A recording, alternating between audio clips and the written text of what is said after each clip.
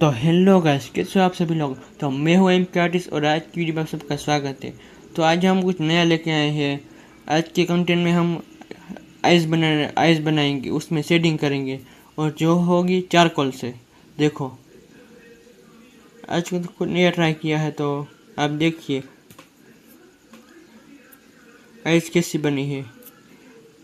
और हाँ गाइस, अगर आपको मेरी वीडियो पसंद आए तो लाइक शेयर और सब्सक्राइब जरूर करें और अपने आर्टिस्ट दोस्तों के साथ वीडियो शेयर जरूर करें।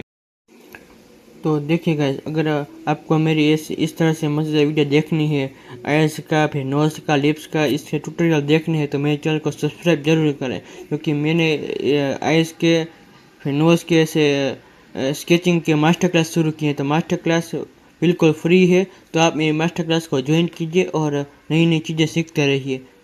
देखिए आइज़ कैसी बने हैं। तो गाइस, ये आइज़ कैसी बनी है आप मुझे कमेंट बताइएगा और मिलते हैं नई वीडियो में। तब तक के लिए बाय बाय, नमस्कार, जय हिंद, जय भारत।